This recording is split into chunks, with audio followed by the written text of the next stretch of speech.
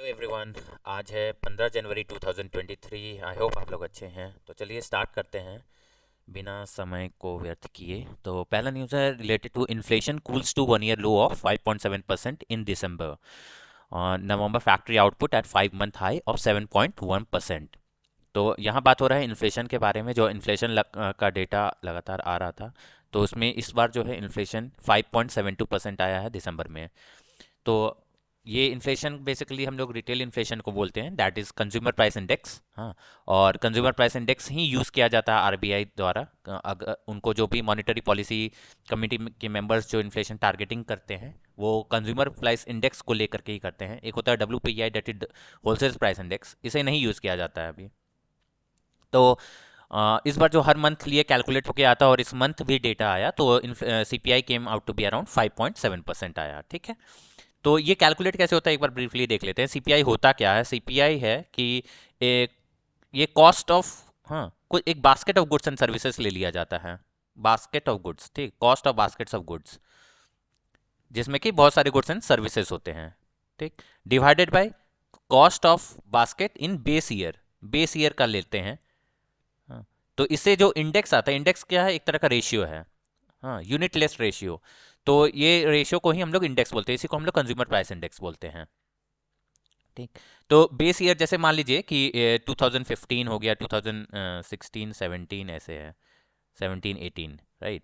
और इसमें जो है ये इसका मार्केट प्राइस जो गुड्स एंड सर्विसेज का आ रहा है 25 रुपीज़, हाँ, 30 रुपीज़, 40 रुपीज़ एंड 55 रुपीज़ मान लेते हैं। ठीक। तो इससे सीपीआई कैलकुलेट करेंगे, तो सीपीआई हो गया cost of basket of goods, इसमें क्या है 25, डिवाइड बाय, इसको मान लेते हैं base year is 2015, divide by base year, हाँ, इंटू 100। तो ये क्या आएगा? 100 आएगा। तो सीपीआई जो है बेस ईयर का हमेशा 100 ही होगा ऑलवेज। अगर हम लोग सीपीआई बेस ईयर का कैलकुलेट करेंगे तो वो 100 ही आएगा। अगर इसका कैलकुलेट करेंगे, राइट, तो होगा cost of given basket 30 divided by base year का 25 इंटू 100, राइट। तो ये आ गया 120। उसी तरह इसका कैलकुलेट करेंगे तो 160 आ जाएगा, दैट इज इंटू 4 कर देंगे, इंटू 25 डिवाइड बाई 25 इंटू 100, मतलब इंटू 4 सब में। तो 160 आ गया, इंटू 4 इसको कर देंगे तो ये आ जाएगा 220। तो इस तरह से सीपीआई निकलता है, consumer price index. Base year का हमेशा 100 रहेगा, ये याद रखिएगा। ठीक है। और अब हमें इसी तरह क्या हुआ कि मान लीजिए कैलकुलेट कर लिए, लास्ट नवंबर मान लीजिए था 178.6, ये इंडेक्स जो आया, इसी तरह से हर महीने का इंडेक्स आता है। फिर इस नवंबर मान लीजिए, this is just rough example, ये 177 आ गया नवंबर 22 में, ये 21 में। ठीक है। या फिर इस मान ली इस दिस ईयर अभी जो दिसंबर का आया, मान लीजिए दिसंबर 21 और दिसंबर 22 का है। ठीक है, ये वैल्यू आया और ये वैल्यू आया, इंडेक्स आया। इस तरह से इंडेक्स कैलकुलेट किए, और फिर ये इंडेक्स है इस मंथ का दिसंबर 22 का, और ये लास्ट दिसंबर 21 का। अब इन दोनों से ग्रोथ रेट निकालेंगे, that is 178.6 minus 177 divided by 178.6 into 100। तो ये करेंगे ना, तो इससे जो डेटा आता है यही 5.7 यही आया। ठीक है। ये मैंने एग्जाम्पल ले लिया, ऐसा है नहीं इस बार, ये एग्जैक्ट फिगर्स ऐसा नहीं है। तो इस तरह से पहले इंडेक्स निकालते हैं, फिर इंडेक्स का लास्ट ईयर सेम मंथ का से ग्रोथ रेट निकालते हैं, तो ये वाला रेट आ जाता है इन्फ्लेशन रेट 5.7% इन दिसंबर। इस तरह से कैलकुलेट होता है। तो ये था एग्जाम्पल। तो बेस ईयर जो जो अभी हम लोग, that is ministry of statistics and program implementation, जो है बेस ईयर जो सीपीआई का है, वो 2012 का यूज किया जाता है। जहां यहाँ पे मैंने जैसे बोला 2015 को consider, let's consider 2015 to be base year, उसी तरह 2012 is the actual base year that is considered. मतलब cost of given baskets of goods divide by cost of the given baskets in 2012 into 100। इस तरह से सीपीआई का index calculate होता है। ठीक है। और फिर जो इंडेक्स ऑफ इंडस्ट्रियल प्रोडक्शन है, ये तो हो गया कंज्यूमर प्राइस इंडेक्स के बारे में। इंडेक्स ऑफ इंडस्ट्रियल प्रोडक्शन, ये भी सर्च किया, अराउंड 5 मंथ, लास्ट 5 मंथ में सबसे ज्यादा आया इस बार, दैट इज 7.1% आया है इन द मंथ ऑफ नवंबर, 7.1%। और रिटेल इन्फ्लेशन जो है सीपीआई, वो घट गया, ये 12 मंथ लो है रिटेल इन्फ्लेशन, और आया 5.72% रिटेल इन्फ्लेशन ये है। और index of industrial production month of November का है, दैट इज 7.1%। ठीक। तो दोनों अच्छा है, इंडेक्स ऑफ इंडस्ट्रियल प्रोडक्शन बढ़ गया और कंज्यूमर प्राइस इंडेक्स घट गया, महंगाई घट गया और प्रोडक्शन बढ़ गया। तो इंडेक्स ऑफ इंडस्ट्रियल प्रोडक्शन, एक बार बैकग्राउंड बता दूं कि ये ब्रॉड सेक्टर में डिवाइडेड होता है, 3 broad sector, that is manufacturing, mining, हाँ, एंड इलेक्ट्रिसिटी। ये बेसिकली दिखाता है कि ग्रोथ कितना हो रहा है इंडस्ट्री ग्रुप का। हाँ, इंडस्ट्री ग्रुप का कितना ग्रोथ हो रहा है आउटपुट में, ये कैलकुलेट करते हैं। तो इसमें 3 कैटेगरीज में है, मैन्युफैक्चरिंग सेक्टर में, माइनिंग और इलेक्ट्रिसिटी। इसका नैरो बेस्ड भी होता है। और इसमें जो कोर सेक्टर जो होता है, जिसके कोर सेक्टर में 8 इंडस्ट्रीज आता है, याद रखिएगा। हाँ, कोर सेक्टर में 8 इंडस्ट्रीज आता है और ये 40% कंट्रीब्यूट करता है इंडेक्स ऑफ इंडस्ट्रियल प्रोडक्शन में। मतलब 60% रेस्ट कुछ और है, 40% कोर सेक्टर कंट्रीब्यूट करता है इंडेक्स ऑफ इंडस्ट्रियल प्रोडक्शन में। तो ये जो 8 इंडस्ट्रीज है ये क्या क्या है देख लीजिए। इलेक्ट्रिसिटी, पहला इलेक्ट्रिसिटी है, दूसरा स्टील हो गया, तीसरा हो गया रिफाइनरी प्रोडक्ट, हाँ, चौथा हो गया क्रूड ऑयल, ये सब कोर सेक्टर्स में आता है। पांचवा हो गया कोल, छठा हो गया सीमेंट, सातवां हो गया आई थिंक क्या था, नेचुरल गैस, और आठवां है फर्टिलाइजर। तो ये सारे कोर सेक्टर्स है। ये these are the 8 industries that come under core sector. और तो इंडेक्स ऑफ इंडस्ट्रियल प्रोडक्शन में हमने देखा कि इंप्रूवमेंट हुआ है, और इंप्रूवमेंट मतलब कि प्रोडक्टिविटी बढ़ा है, प्रोडक्शन बढ़ रहा है। तो सबसे ज़्यादा जो है प्रोडक्टिविटी देखा गया कैपिटल गुड्स, हाँ, और इंफ्रास्ट्रक्चर गुड्स सेक्टर में ग्रोथ रेट सबसे ज़्यादा हुआ। ये तो हो गया, मैंने बात किया ब्रॉड बेस्ड क्लासिफिकेशन में आता है मैन्युफैक्चरिंग, माइनिंग एंड इलेक्ट्रिसिटी, ठीक है। इसका यूज्ड बेस्ड क्लासिफिकेशन भी आता है, यूज्ड बेस्ड क्लासिफिकेशन होता है। हाँ, 3 चीज याद रखिएगा, broad based classification, used based classification और कोर सेक्टर। तो यूज्ड बेस्ड क्लासिफिकेशन में आता है कैपिटल गुड्स हो गया, ठीक है, बेसिक गुड्स हो गया, हाँ, कंज्यूमर ड्यूरेबल हो गया, कंज्यूमर नॉन ड्यूरेबल हो गया, ये सब यूज बेस्ड में आता है। इंटरमीडिएट गुड हो गया, इंटरमीडिएट और इंफ्रास्ट्रक्चर गुड, ये सब आता है यूज्ड बेस में। तो जो इंडेक्स ऑफ इंडस्ट्रियल प्रोडक्शन में जो ग्रोथ हुआ है, दैट इज हम लोग फैक्ट्री आउटपुट का बात कर रहे हैं, ये जो ग्रोथ हुआ है 7.1% का, हाँ, तो ये ग्रोथ मेनली हुआ है जो यूज बेस्ड क्लासिफिकेशन में हमने देखा, उसके अकॉर्डिंग कैपिटल और इंफ्रास्ट्रक्चर गुड्स में डबल डिजिट ग्रोथ रेट देखा गया, इसलिए इसमें ग्रोथ आया इंडेक्स ऑफ इंडस्ट्रियल प्रोडक्शन में। और साथ में से बेस इफेक्ट भी आया। बेस इफेक्ट मतलब क्या है कि अगर पिछली बार कम है, राइट, तो ग्रोथ रेट ज्यादा दिखेगा, क्योंकि ये जो है डिनोमिनेटर में आता है। अगर कम से डिवाइड होगा तो फिर ओवरऑल क्वांटिटी ज्यादा दिखेगा, राइट। डिनोमिनेटर कम होगा तो टोटल जो है वो ज्यादा आएगा, राइट।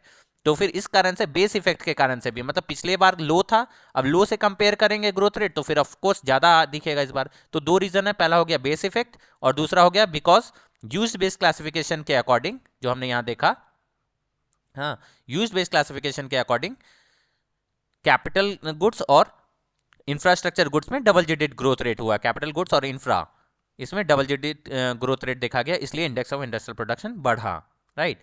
अक्टूबर में जो है इंडेक्स ऑफ इंडस्ट्रियल प्रोडक्शन जो है वो कॉन्ट्रैक्ट हुआ था, that is contracted by 4.2% in the month of October, right.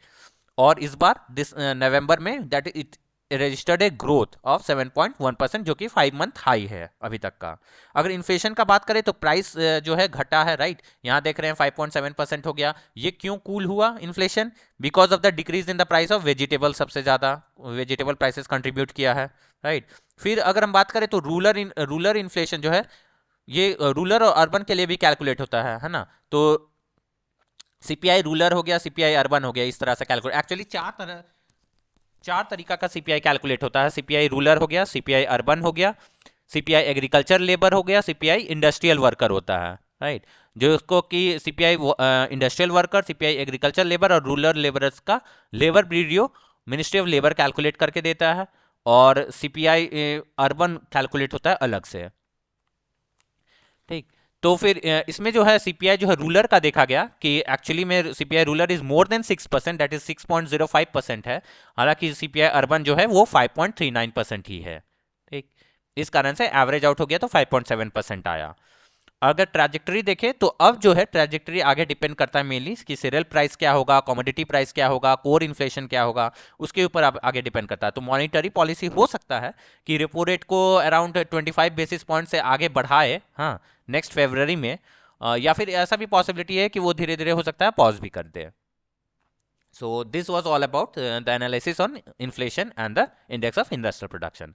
Next चलिए देखते हैं, US annual inflation falls to 6.5% in December giving Fed room to down shift on rates. तो ऐसा नहीं है कि सिर्फ इंडिया का ही इन्फ्लेशन घटा है, यूएस का भी इन्फ्लेशन रेट थोड़ा घट गया है पहले से कंपेयर करें तो। लास्ट नवंबर में रूरल का नवंबर मंथ में था इट वाज 7.1%। हाँ, और इस बार दिसंबर में हो गया 6.5%। राइट। तो फिर ये ऐसा सिक्स्थ स्ट्रेट मंथ है जहां पे कि इन्फ्लेशन जो है लगातार घटा है। राइट, मतलब कि जुलाई, अगस्त, सितंबर, अक्टूबर, नवंबर, दिसंबर में लगातार इन्फ्लेशन घटा है। This is the sixth month. जैसे मैं आपको बता दूं एग्जैक्ट डेटा, जनवरी हो गया, फरवरी, मार्च, अप्रैल, मई, जून, जुलाई, अगस्त, सितंबर,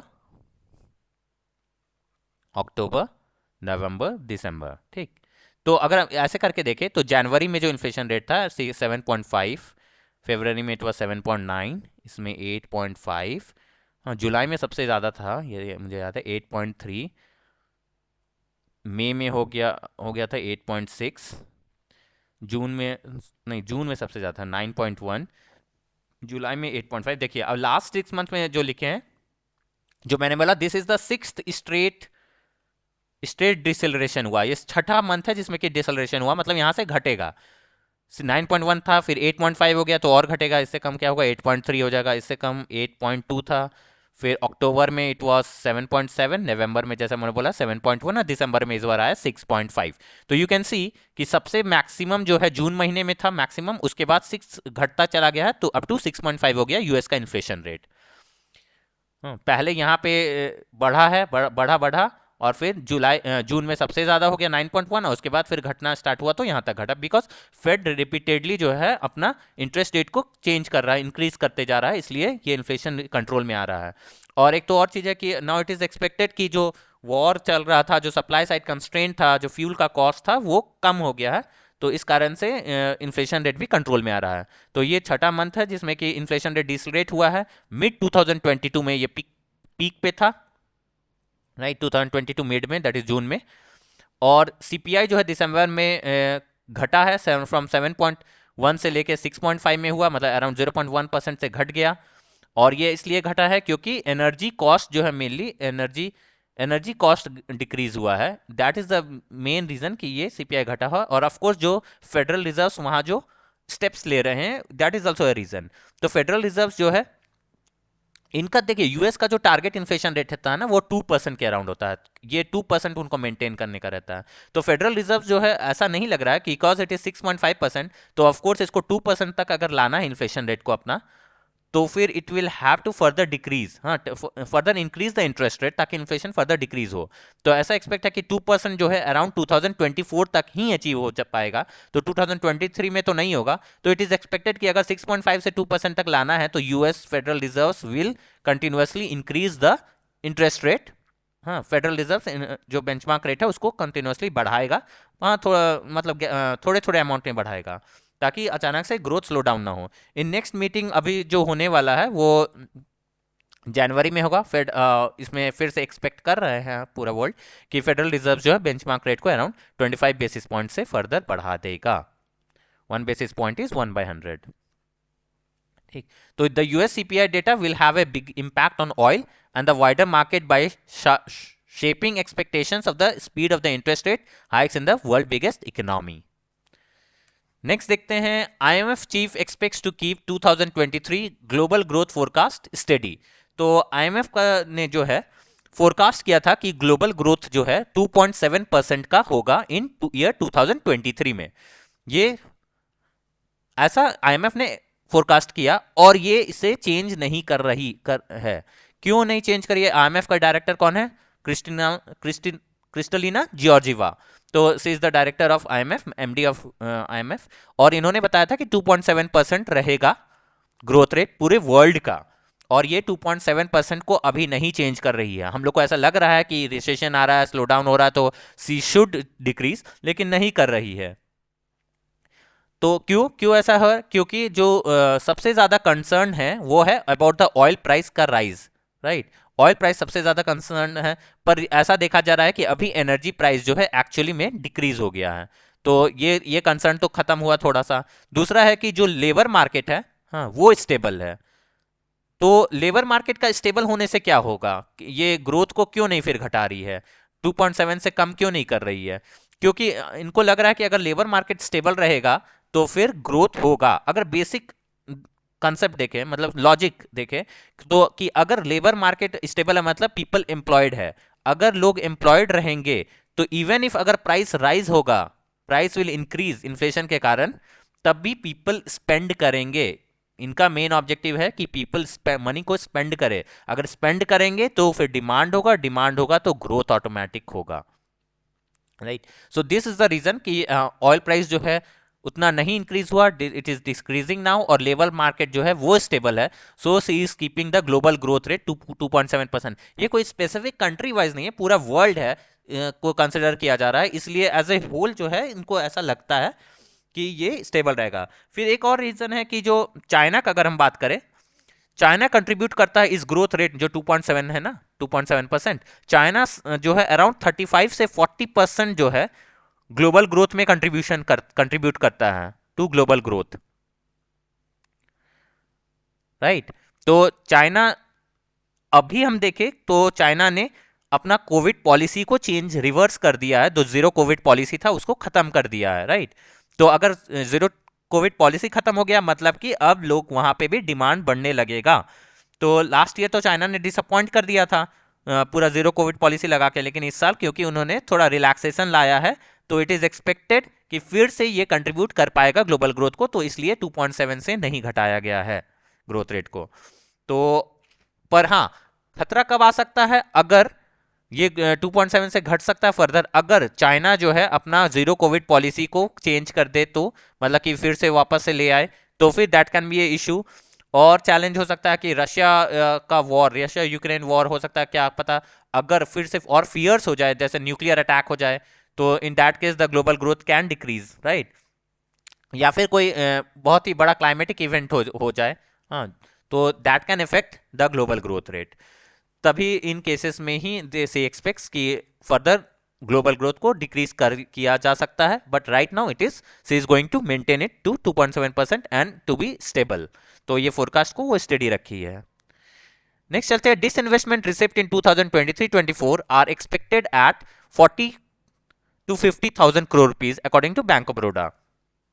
तो बैंक ऑफ बड़ौदा के अकॉर्डिंग जो फिजिकल डेफिसिट जो है, अगर राइट नाउ अगर एक्सपेक्ट करें कि 5.5 से 6% ऑफ जीडीपी रहेगा, और अभी अपकमिंग जो डेटा आएगा उसमें पता चल ही जाएगा इस एंड में, फिजिकल के एंड में, बट इट इज अज्यूमिंग कि फिजिकल डेफिसिट जो है 5.5 से 6% तक रहेगा। और डेफिसिट रहेगा मतलब कि इनकम कम होगा, राइट। डेफिसिट मतलब हो गया कि गवर्नमेंट का इनकम कम और एक्सपेंडिचर ज्यादा, मतलब revenue will be less than expenditure. मतलब रिवेन्यू कम क्यों हो रहा है, क्योंकि अगर ये फिजिकल डेफिसिट को कंसिडर करे मतलब रिवेन्यू कम होगा, और रिवेन्यू जो है डिसइन्वेस्टमेंट से भी रिवेन्यू आता है, हाँ, गवर्नमेंट को, मतलब डिसइन्वेस्टमेंट से भी रिवेन्यू कम होगा। इसका मतलब कि गवर्नमेंट जो है जो टारगेट किया था इस फिजिकल की 65,000 करोड़ रुपीस जो है वो जनरेट कर लेगा फ्रॉम डिसइन्वेस्टमेंट, कंपनीज को बेच करके। गवर्नमेंट ने बताया था बजट में के स्टार्टिंग में कि इस फिजिकल वो लोग 65,000 करोड़ रुपीस जनरेट करेंगे थ्रू डिसइन्वेस्टमेंट करके। लेकिन अब जो है इट इज एक्सपेक्टेड कि ये टारगेट जो है आराम से मिस हो जाएगा गवर्नमेंट से। I will tell you the reason क्यों ऐसा लग रहा है। राइट नाउ अगर हम देखें पाइपलाइन में गवर्नमेंट का बहुत सारा कंपनी को जो है डिसइन्वेस्ट करने का है, अपना इक्विटी स्टेक घटाने का है। जैसे कि पाइपलाइन में है शिपिंग कॉरपोरेशन है, फिर कॉनकर है, that is container corporation of India है। तीसरा हो गया BEML, that is Bharat earth movers limited, हाँ। फिर NMDC स्टील, पवन हंस, ये सारे कंपनीज को डिसइन्वेस्ट करना था इस फिस्कल, बट ये पॉसिबल नहीं है। BPCL भी था, बट ये पॉसिबल नहीं हुआ है अभी तक। और ऐसा नहीं है कि ये फर्स्ट टाइम ही ऐसा हुआ है, अगर हम हिस्टोरिकली अगर हम लोग देखें तो डिसइन्वेस्टमेंट टारगेट जो है हमेशा मिस ही हुआ है। जैसे कि 32 ऐसा टाइम हुआ है, ओकेजन्स है जिसमें कि गवर्नमेंट ने कोई कंपनी को बेचना चाहा है, पर इसमें सिर्फ 8 ओकेजन्स में ही टाइम पे सक्सेस मिला है गवर्नमेंट को, राइट, सिर्फ 8 में। तो it is like 1/4, 1/4 time he success मिला कि टाइम पे किसी कंपनी को भेज दे। तो इसका भी एक सॉल्यूशन है कि गवर्नमेंट को अपना कैलेंडर रिलीज करना होगा, जो डिफिकल्टीज है उसको खत्म करना होगा, तभी टाइम पे जो टारगेट है वो अचीव हो पाएगा डिसइन्वेस्टमेंट का। लास्ट फिजिकल का अगर हम बात करें 2021-22 में, हाँ, तो बजट ने 21-22 में लास्ट ईयर गवर्नमेंट ने कहा था कि it is going to raise 1.75 trillion, right, lakh crore, 1.75 trillion rupees, हाँ, कैसे डिसइन्वेस्टमेंट करके। लेकिन फिर गवर्नमेंट को लगा कि नहीं, ये काफ़ी ज़्यादा हो गया है, इतना तो नहीं कर पाएंगे, तो उसको घटा करके कर दिया कि वो लोग 78,000 करोड़ रुपीस ही बेच करके ला पाएंगे। और एक्चुअल में लास्ट में जब 2021 खत्म हुआ तो फिर पता चला कि सिर्फ इसमें से 13,531 करोड़ रुपीस ही जनरेट कर पाए। तो इसलिए इसके बाद क्या हुआ कि गवर्नमेंट को लगा कि यार ये तो बहुत कम कर पा रहे हैं, पहले इतना बोल दिए, फिर उससे भी कम कर दिया, अब उससे भी कम आया एक्चुअल में। तो चलो 2022 में उन्होंने कहा कि वी विल कि हम लोग सिर्फ 65,000 करोड़ रुपीस ही जनरेट करेंगे डिसइन्वेस्टमेंट करके। पर अब तो लग रहा है कि ये इस साल भी ये टारगेट मिस हो जाएगा। तो जैसे पहले हिस्ट्री था कि we used to miss the target, इस बार भी government is going to miss it. तो डिसइन्वेस्टमेंट जो है 65,000 करोड़ का फॉर फाइनेंशियल ईयर 23, ये अनलाइकली है मीट होने के लिए, क्योंकि एक तो हो गया कि बीपीसीएल को गवर्नमेंट को भेजना था, इससे काफ़ी अच्छे पैसे आ जाते, बट ये मेटेरियलाइज नहीं हो पाया। उसके बाद जो एलआईसी से गवर्नमेंट को लगा था काफ़ी पैसे आ जाएंगे, वो नहीं आ पाया।